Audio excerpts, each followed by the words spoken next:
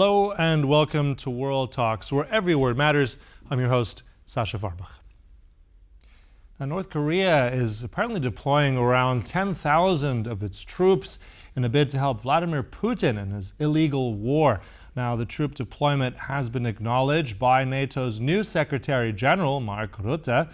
Now, although there are no reports yet of direct combat engagement between Ukrainian forces and North Koreans, the significance of their presence alone adds a new potential escalation to the conflict. Now, to discuss all this further, I'm joined by our next guest, Mr. Marek Menkiszak, the lead Russia analyst from the Center for Eastern Studies. Welcome to the program. Good to have you. Hello, good evening. Good evening. So let's begin with what we know at this point in time. There are apparently already North Korean troops within Russia training somewhere. Some are potentially already in the Kursk region. How do we interpret this, and where could they be deployed? How effective could they be in any kind of conflict? Well, what has already been established is that up to 12,000 North Korean troops arrived to Russia, initially to Russia's Far East, where they started to receive military training in Russian military facilities. And supposedly, some of them already started to be transferred more closer to a front line. And the question is where actually they will end up. The most popular version is that will be Russia's Kursk region, Kursk Oblast, on the border with Ukraine, which has been partly occupied by Ukrainian forces in a result of Ukrainian counteroffensive starting more than a month ago. Or alternatively, they could also end up in some parts of occupied Ukrainian territories, which are now under Russian control. Right, and now I think one of the questions, of course, we see the numbers, we immediately react with fear, okay, 10,000, 12,000 troops, but what kind of troops are they sending? I mean, are these special forces? We know that North Korea has not been involved in any war for many, many decades. Let's talk about the quality of these troops and what they could potentially be doing. I mean, is this something of the elite forces? How do you assess? Do you have that kind of knowledge of what we'll see once they're deployed? As far as now, we don't have any details about what are these people are, what they represent, what type of forces, and how much they are qualified. There are no publicly available information which may allow us to assess. We can only speak theoretically. So, in general, the numbers we are talking about have no military significance.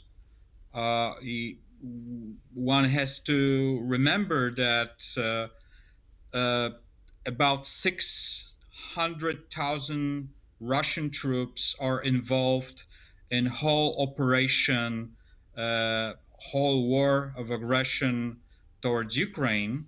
So about a dozen thousand soldiers really doesn't make it any difference. But I do believe it is not the military significance, but the political and psychological significance, which is really the reason behind their deployment. So I do believe that there are two basic interpretations of their presence. So first is that is kind of a sign of Russia's weakness. Russians have been struggling with increasing their troop numbers and troops rotation. That's why they are increasing the payments for draft for signing contracts. These numbers tripled in terms of how much money is offered. Uh, Definitely, Kremlin is trying to avoid any new massive mobilization of troops, uh, which would be socially very unpopular, and it would prove that there is not enough success in military terms in Ukraine. So that suggests that Kremlin trying to reach out to any other potential sources, starting from the prisoners, then migrant workers, and now we have North Koreans, which is legally possible due to the signature of Russian North Korean comprehensive strategic treaty in June this year, which provided for security clauses and mutual support in defense of two countries.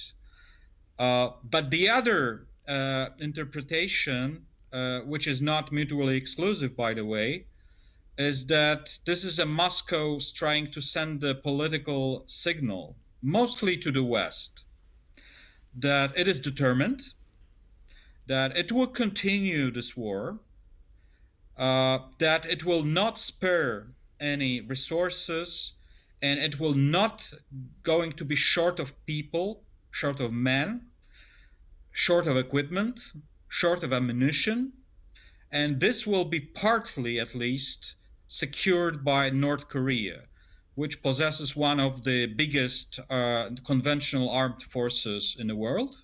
But at the same time, Mark, if I Um, may, just also, as you said, yeah. it's a political message, granted. And also, I think this will probably now elicit a counter message from the South Koreans. Up until this point, South Korea has not provided any direct lethal aid to the Ukrainians. We know that their South Korean delegations are now en route to the United States, I think also to Europe to discuss with NATO forces. So is this maybe now the kind of Rubicon where we could see more involvement, more lethal aid from South Korea directly, potentially, to the Ukrainians? Paradoxically, we are approaching a situation in which there is developing proxy war between Koreas on the Ukrainian soil. As we know, South Korea is one of the biggest supplier of military equipment to Poland, and it's trying to also reach out to other countries in Europe, especially NATO eastern flank. And now, after those events, South Korea publicly suggested it's contemplating deploying directly its equipment and ammunition to Ukraine. Um, and definitely this will mark a new chapter in this conflict. But I would like to also point out that the Russian intention probably was also to intimidate South Korea. That was sending a message to Seoul that they should not be involved Right. Well, it in might any actually have the kind opposite. in Europe in security terms. Yeah, it might actually have the opposite effect. It seems. We'll have to wait and see. Just briefly towards the end, what does Pyongyang, what does North Korea gain out of this new alliance, out of this use of troops in Russia and potentially Ukraine? Just briefly at the end. Obviously, we don't know exactly. We can basically speculate. Apart from the classical supplies of fuel, of food, we may expect, and it's highly probable, North Korea received military technology from Russia. It may involve missile technology, but it can also involve some technology related to nuclear arms. So this is something which would be very much useful for North Korean regime. And obviously, Russia would like to provoke some tension between two Korean states to embolden